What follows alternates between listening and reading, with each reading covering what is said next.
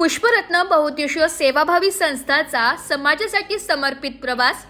सन 2016 मध्ये प्राध्यापक डॉक्टर आनंद रत्नाकर आहिरे यांनी आपल्या आई वडिलांच्या स्मृतीप्रीत्यर्थ स्थापन केलेली पुष्परत्न बहुउद्देशीय सेवाभावी संस्था आज संपूर्ण महाराष्ट्रात सामाजिक, शैक्षणिक आणि साहित्यिक क्षेत्रात आपल्या कार्यामुळे ओळखली जाते।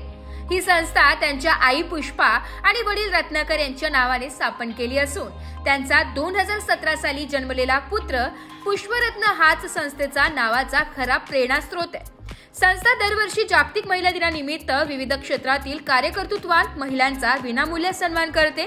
तसेच विविध महापुरुषांच्या जयंती व पुण्यतिथी साजऱ्या करून त्यांचा आदर्श समाजात रुजवण्याचा प्रयत्न केला जातो। समाजातील गुणवंत विद्यार्थ्यांचा गौरव सोहळा तसेच तळागाळातील शाळा, महाविद्यालय, वृद्धाश्रम व अनाथाश्रमांना मदत करणे हे संस्थेच्या सामाजिक कार्याचे मुख्य भाग आहे।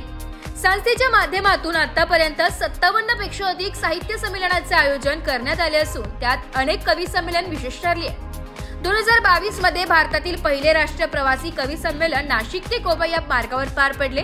त्यानंतर 2023 मध्ये नाशिक ते नेपाळ आंतरराष्ट्रीय प्रवासी कवी संमेलन, 2024 मध्ये मुंबई ते थायलंड आणखी एक भव्य आंतरराष्ट्रीय प्रवासी कवी संमेलन, याशिवाय 2021 ते 2023 या काळात प्रत्येक महिन्याच्या पहिल्या रविवारी विनामूल्य कवी संमेलन व पुरस्कार सोहळ्याचे आयोजन करण्यात आले, ज्याला महाराष्ट्रभरातून भरघोस प्रतिसाद लाभला।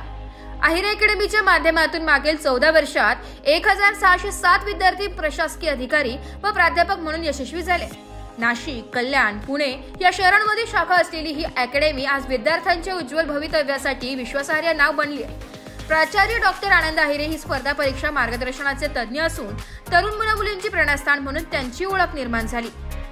पुष्परत्न संस्थेचा हा सामाजिक व बौद्धिक प्रवास केवळ एका कुटुंबाच्या श्रद्धेचा नव्हे तर समाजासाठी समर्पित एका व्यक्तिमत्वाचा ठसा आहे। Bureau report.